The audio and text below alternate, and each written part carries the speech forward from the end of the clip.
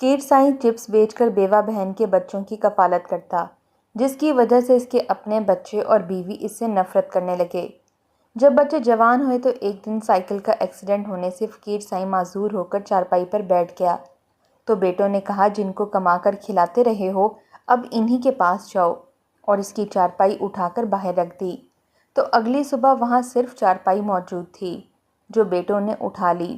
اگلے سال corona virus آ گیا تو بیٹوں کے گھر میں غربت چھا گئی۔ فقیر سائیں کے پوتے بھوک سے بلکتے ہوئے سو گئے اور بیٹے بے بسی میں رونے لگے۔ اچانک آدھی رات کو دروازے پر دستک ہوئی۔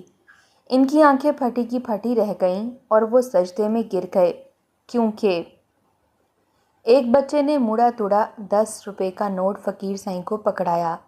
کہنے لگا کہ فقیر سائیں مجھے 10 روپے کے چپس دے دیں۔ سائیں نے جیسے ہی نوٹ کھول کر دیکھا تو وہ ایک طرف سے پھٹا ہوا تھا، اور پھر انہوں نے اس بچے کی آنکھوں میں دیکھا جس میں ڈھیروں امید کے جگنو جگمگا رہے تھے، جو بڑی للچائی نظروں سے چپس کو دیکھ رہا تھا اور اس کے منہ سے پانی آ رہا تھا۔ فقیر سائیں کو پتا تھا کہ یہ 10 کا نوٹ نہیں چلے گا۔ انہوں نے بچے کا دل نہیں توڑا اور نوٹ جیب میں رکھ لیا اور خوشی خوشی ایک کاغذ میں لپیٹ کر چپس اسے پکڑا دیے۔ وہ بچہ اتنا خوش تھا کہ بیان سے باہر۔ فقیر سائیں بھی اسے مسکراتی ہوئی نظروں سے دیکھتے ہوئے رخصت کرنے لگا۔ وہ بچہ اب اپنے دوسرے دوستوں کے پاس جا کر ان کو بھی چپس بانٹ رہا تھا۔ اس کے چہرے پر اتنی زیادہ خوشی تھی جیسے اس نے کوئی دنیا فتح کر لی ہو، اور فقیر سائیں اسی بات میں خوش تھا کہ اس نے آج ایک بچے کی 10 روپے کی خواہش پوری کر دی ہے، مگر یہ خواہش شاید ان 10 روپے سے کئی بڑھ کر قیمتی تھی۔ فقیر سائیں ایسے ہی تھے، وہ کبھی کسی کا دل نہیں توڑتے تھے، کسی کا دل نہیں دکھاتے تھے، چاہے اس کے لیے انہیں گھاٹے کا سودا ہی کیوں نہ کرنا پڑے۔ فقیر سائیں نے اپنی پھٹی پرانی جیب میں سے 10 روپے کے کئی نوٹ نکالے اور ان کو گننے لگے، 1 2 3 4 5، اور اس طرح انہوں نے گنتی پوری کی اور ان کے چہرے پر ہلکی سی مایوسی در آئی، کیونکہ آج انہوں نے چپس بیچ کر صرف 2000 روپے کمائے تھے۔ گھر بیٹھے بال بچوں کی کتنی ضرورتیں پوری ہونے سے رہ جائیں گی، مگر انہوں نے آسمان کی طرف نگاہ اٹھا کر خدا کا شکر ادا کیا کہ انہوں نے کبھی بھی اپنی اولاد کو حرام کا لقمہ نہیں کھلایا، اور اللہ تعالیٰ سے دعا مانگی کہ ان 2000 میں اتنی برکت ڈال دے کہ وہ ایک کی بجائے 2 گھروں کی کفالت آسانی سے کر سکیں، کیونکہ انہیں اپنے گھر کی کفالت کے ساتھ ساتھ اپنی بیوہ بہن کے بچوں کی بھی کفالت کرنا تھی۔ سب سے پہلے تو وہ اپنی بیوہ بہن کے گھر کی طرف چل پڑے، کیونکہ پہلے وہ اپنے گھر جاتے تو سارے پیسے اس کی بیوی ہی ہتھیا لیتی، کیونکہ فقیر سائیں کی بیوی سکینہ کو یہ بات ہرگز بھی منظور نہیں تھی کہ فقیر سائیں کی کمائی کا 1 روپیہ بھی اس کی بیوہ کی بہن اور بچے کھا جائیں۔ وہ ہر وقت اپنی غربت اور قسم پرسی کا رونا روتی رہتی تھی، کہتی تھی کہ تو بالکل اپنے نام کی طرح فقیروں جیسا ہے، بلکہ فقیر بھی تجھ سے اچھے ہی ہوں گے، جو شام کو اتنا کچھ لوگوں سے مانگ کر لاتے ہیں کہ ان کا پیٹ اور ان کے بچوں کا پیٹ بھر سکے، مگر نہ جانے تو کس پتھر دل کا انسان ہے، تجھے اپنے بچوں کی ذرا بھی پرواہ نہیں ہے، ان کی ضرورتوں کا ذرا بھی خیال نہیں ہے۔ اکثر ہی میرے بچے بھوکے سو جاتے ہیں، نہ جانے تجھے اس رات کیسے نیند آ جاتی ہے۔ ارے خدا کا خوف کر، ان بچوں کی آہ لگ جائے گی جن کو تو بھوکا سلاتا ہے۔ فقیر سائیں اپنی بیوی کی شکل دیکھنے لگتا، کہنے لگتا کہ سکینہ تو بالکل جھلی ہے، بھلے کون باپ ایسا چاہے گا کہ اس کی اولاد رات کو بھوکی سو جائے، اور میں اپنے بچوں کو چاہے روکھی سوکھی لا کر دوں، ان کو کھانا کھلا کر ہی سلاتا ہوں، مگر تو ہر وقت اپنی اوقات سے باہر نکل کر سوچتی ہے، اپنی اوقات کے اندر رہے گی تو خوش رہے گی۔ اور سکینہ کو تو جیسے تپ چڑھ جاتی تھی، کہتی تھی کہ وہ جو آدھے پیسے تم اپنی بیوہ بہن کے بچوں پر لٹاتے ہو وہ بھی اپنی اولاد پر لٹاؤ تو شاید ان کی زبان پر اتنے شکوے نہ آئیں جتنے اب آتے ہیں۔ فقیر سائیں کہنے لگتا کہ یہ شکوے ان کی زبان پر لانا تم نے ہی تو سکھایا ہے، خدا کا کچھ خوف کرو، کیونکہ یتیم بچوں کی کفالت نہ کرنے پر قیامت کے روز ہمیں ہی کٹہرے میں کھڑا کیا جائے گا۔ فقیر سائیں اپنی بیوی سکینہ کو ڈرانے کی کوشش کرتے، مگر وہ بلا کی ناشکری عورت تھی، کبھی بھی اپنے شوہر سے خوش نہیں ہوتی تھی، اسے تو بے شمار پیسے چاہیے تھے، اور اسے یہ بات کھٹکتی تھی کہ فقیر سائیں اپنے بچوں کا حصہ ان یتیم بچوں کو کیوں دیتا ہے۔ فقیر سائیں کی ایک ہی بہن تھی جس کا شوہر اپنے پیچھے 3 بچوں اور ایک بیوی کو چھوڑ کر اس دنیا سے چلا گیا تھا۔ فقیر سائیں کی بہن زبیدہ بالکل فاقوں پر آ گئی تھی، کیونکہ ان کے گھر کا واحد کفیل دنیا سے چل بسا تھا، مگر اپنی بہن کو تسلی دی کہ زبیدہ تم پریشان مت ہو، تمہارے بچے میرے بچوں کی طرح ہیں۔ اور تب سے فقیر سائیں رات کو چپس بیچ کر جو بھی کمائی اپنی جیب میں ڈال کر آتے، ان میں سے آدھا حصہ ان یتیم بچوں کے لیے الگ کر دیتے تھے، کیونکہ وہ نہیں چاہتے تھے کہ بہن کے چھوٹے چھوٹے بچے بھوک سے بلکتے ہوئے سو جائیں۔ اس لیے وہ سکینہ کی باتوں کو دل پر لیے بغیر اپنی کٹیا سے باہر نکلے اور زبیدہ کے گھر کی طرف چل دیے۔ وہ جانتے تھے کہ زبیدہ فقیر سائیں کا ہی انتظار کر رہی ہوگی۔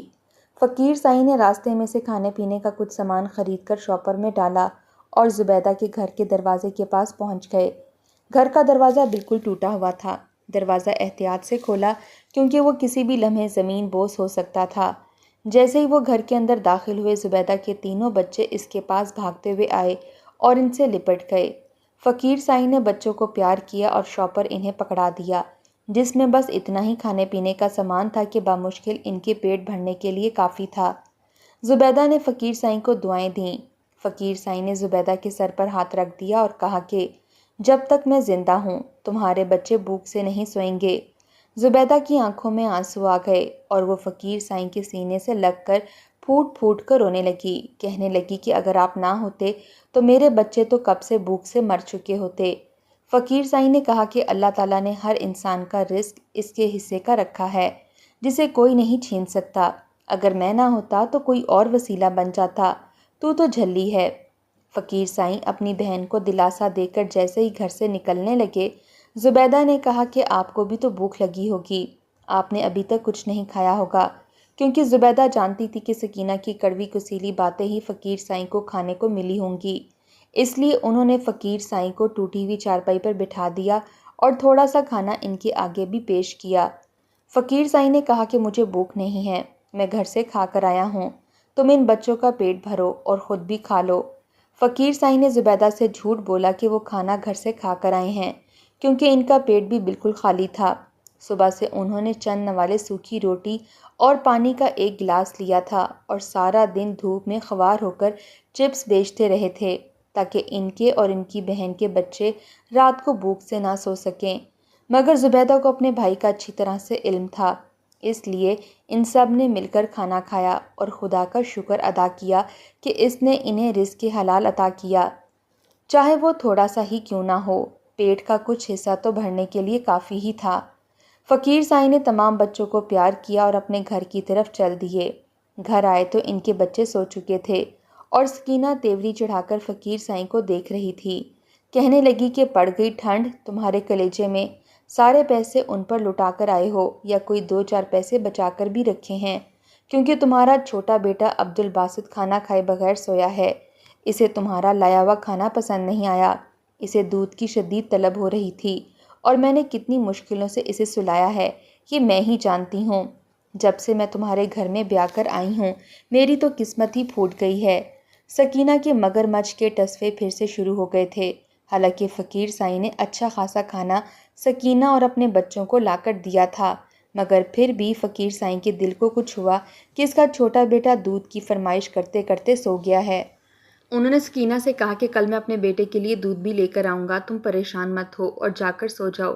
مگر سکینہ فقیر سائیں سے کہنے لگی کہ اس دنیا میں تمہارے علاوہ ان کی کفالت کرنے والا کوئی بھی نہیں ہے، اگر کوئی بھی نہیں ہے تو خود کسی گھر میں یا کسی فیکٹری میں کام کر لے، اس کے بچے اتنے بھی چھوٹے نہیں ہیں، میرے بچوں سے تو بڑے ہی ہیں، کام تو انہیں بھی مل سکتا ہے۔ سکینہ پھٹ پڑی، مگر فقیر سائیں سکینہ کو سمجھانے لگے، کہنے لگے کہ بڑی کوششیں کی ہیں کہ اسے کوئی کام پر رکھ لے، مگر ارد گرد کے محلے والے لوگ بھی اتنے صاحب استطاعت نہیں ہیں کہ کوئی نوکرانی ہی رکھ سکے، اس لیے وہ بیچاری میلوں سفر طے کر کے ایک کوٹھی پر کام کرنے جاتی ہے، مگر اس کا چھوٹا بیٹا صرف 3 سال کا ہے، وہ اس کے بغیر نہیں ٹکتا، سارا دن اس کے پیچھے سے روتا رہتا ہے، اگر وہ اسے ساتھ لے کر جائے تو بنگلے والے بھی باتیں کرتے ہیں کہ تو کام پر توجہ نہیں دیتی، اس لیے انہوں نے اسے کام پر سے ہی نکال دیا۔ تم پریشان کیوں ہوتی ہو، اللہ تعالیٰ اچھے دن بھی لائے گا۔ مگر سکینہ صدا کی ناشکری تھی، کہنے لگی کہ اللہ نے تو ہم کو تم جیسے ٹٹ پونجیے کے حوالے کر کے بالکل ہی فراموش کر دیا ہے کہ مرو اب بھوک سے، مجھے تمہاری کوئی پرواہ نہیں۔ فقیر سائیں کو سکینہ کی یہ ناشکری بالکل بھی نہیں بھاتی تھی، مگر وہ خاموش رہنے پر مجبور تھے۔ وہ اپنی ٹوٹی ہوئی چارپائی پر نڈال سے ہو کر گرے۔ سکینہ نے تو اسے یہ تک نہ پوچھا تھا کہ تمہیں بھی کچھ کھانے کو لا دوں، مگر خدا کا شکر کہ زبیدہ نے تھوڑا سا کھانا فقیر سائیں کو بھی دیا تھا، کیونکہ وہ فقیر سائیں کی بہن تھی۔ وقت یوں ہی گزرتا گیا۔ فقیر سائیں روزانہ سائیکل پر جگہ جگہ خوار ہوتے اور چپس بیچتے۔ بچے بڑے ہوتے جا رہے تھے اور ان کی ہڈیوں کی طاقت ختم ہوتی جا رہی تھی۔ ان کے بچے تو سدا کے نکمے اور نکھٹو تھے، بالکل سکینہ کی طرح۔ نہ تو وہ کوئی دوسرا کام کرتی تھی اور نہ ہی اپنے بچوں کو کرنے دیتی تھی۔ حالانکہ فقیر سائیں کا بڑا بیٹا 15 سال کا تھا، وہ کسی فیکٹری میں بھی ملازمت کر سکتا تھا۔ جوان جہاں تھا، فقیر سائیں کی مجبور کرنے پر چند دنوں کے لیے وہ کہیں کام پر لگ جاتا اور پھر کسی سے لڑ جھگڑ کر واپس گھر میں آ جاتا۔ فقیر سائیں کے بھی 3 ہی بیٹے تھے، بیٹی کوئی بھی نہیں تھی۔ سکینہ تو شکر ادا کرتی تھی کہ اللہ تعالیٰ نے اسے بیٹی نہیں دی، ورنہ اس کا جہیز بنانا پڑتا۔ زبیدہ کے بیٹے بھی بڑے ہو رہے تھے اور وہ بہت ہی زیادہ محنتی اور کام کرنے والے تھے۔ فقیر سائیں نے زبیدہ کے دونوں بڑے بیٹوں کو ایک فیکٹری میں نوکری پر رکھوا دیا اور ان کے حالات کچھ بہتر ہونے لگے، کیونکہ فقیر سائیں میں اب مزید ہمت نہیں تھی کہ وہ ان سب کی کفالت اکیلے کر سکتے، مگر پھر بھی ان سے جتنا ہو سکتا تھا اتنا کرتے تھے۔ زبیدہ نے بہرحال فقیر سائیں کو سمجھایا کہ تم اب گھر پر آرام کیا کرو، اب تمہاری حالت اور عمر ایسی نہیں ہے کہ تم محنت مزدوری کرو۔ خیر سے بچے جوان ہو گئے ہیں اور میرے بچے ہمیشہ تمہارے احسان مند رہیں گے، کیونکہ انہیں پتہ ہے کہ تم نے کس قدر ہمارا ساتھ دیا ہے۔ زبیدہ ہر وقت فقیر سائیں کے سامنے ان کے احسانات رکھ دیتی، مگر فقیر سائیں کو یہ پسند نہیں تھا۔ کہنے لگے کہ یہ تو میرا فرض بنتا ہے، کوئی احسان تو نہیں کیا میں نے، کیونکہ تمہارے بچے میرے بچوں کی طرح ہیں۔ فقیر سائیں نے اپنے بوڑھے ہاتھ زبیدہ کے سر پر رکھے اور گھر کی طرف چل دیے۔ وقت کا پہیہ یوں ہی چلنے لگا اور بچے جوان ہوتے گئے۔ جب سکینہ کو لگنے لگا کہ فقیر سائیں اب مزید اپنے بچوں کی کفالت نہیں کر سکتے اور زبیدہ کے بچے بھی کام کاج میں لگ پڑے ہیں، تو اس نے اپنے بیٹوں کو بھی اسی فیکٹری میں رکھوا دیا، کیونکہ اب ان کی شادیاں بھی کرنی تھیں۔ اتنا زیادہ بوجھ اکیلا فقیر سائیں نہیں اٹھا سکتا تھا۔ ویسے بھی اب فقیر سائیں بوڑھا ہو گیا تھا، اسے آنکھوں سے کم دکھائی دیتا تھا، مگر پھر بھی وہ اپنی سائیکل پر سوار ہو کر کچھ نہ کچھ چیز بیچتے ہی رہتے تاکہ اپنے بیٹوں پر بوجھ نہ بنے۔ انہیں اس بات کی خوشی تھی کہ ان کے بیٹوں کو بھی شعور آ گیا ہے کہ اب کما کر ہی کھانا ہے، مگر نہ جانے کیوں ان کے بیٹے بھی بالکل سکینہ کی طرح ناشکرے تھے۔ ہر وقت تانا دیتے رہتے کہ تم نے ہمیں آج تک دیا ہی کیا ہے، اور فقیر سائیں کا تو دل ہی ٹوٹ جاتا تھا۔ ان کے جسم پر اتنے بال بھی نہ تھے جتنے ان کے احسان ان کے بچوں پر تھے، مگر جب بچے جوان ہو جائیں تو یوں ہی والدین کے احسان فراموش ہو جاتے ہیں۔ انہیں وہ بھول جاتا ہے کہ کیسے تپتی دوپہروں میں ان کے باپ نے ان پر سایہ کیا اور خود گرمی میں خوار ہوتے رہے۔ انہیں سکینہ سے شکوہ تھا کہ مائیں ہی بچوں کی تربیت کرتی ہیں، مگر اس نے اپنے ہی بچوں کے دل میں ان کے باپ کے لیے نفرت اور ناشکری بھر دی تھی۔ ایک دن سکینہ تو چل بسی، فقیر سائیں کو اس کی موت نے توڑ کر رکھ دیا، کیونکہ جو بھی تھا وہ ان کی بیوی تھی۔ ایک آسرا تو تھا کہ ان دونوں کو ایک دوسرے کا، کیونکہ بچوں کی تو شادیاں ہو چکی تھیں اور ان کی اپنی اولاد بھی تھی، اس لیے وہ میاں بیوی ایک کونے میں لگ گئے تھے۔ اور ایک دن سکینہ کا ساتھ بھی چھوٹ گیا۔ فقیر سائیں کو زبیدہ نے بہت سہارا دیا، کیونکہ اس کے بچے بہت سلجھے ہوئے تھے۔ 2 فیکٹری میں کام کرتے تھے اور ایک پڑھتا تھا اور وہ افسر بننا چاہتا تھا۔ فقیر سائیں ان کو دیکھ کر بہت خوش ہوتے تھے، ان کا سینہ سکون سے بھر جاتا تھا، ورنہ اپنے بیٹوں کے پاس تو کچھ دیر بیٹھنا ہی دوبھر ہو جاتا تھا۔ ان کو لگتا تھا کہ فقیر سائیں نے زبیدہ اور ان کے بچوں پر ساری جمع پونجی لٹائی ہے، اس لیے آج وہ آسودہ حالوں میں ہیں، مگر فقیر سائیں ان کو کیا بتاتے کہ وہ اپنی محنت اور ہمت کے بلبوتے پر آج ایسے حالات میں ہیں۔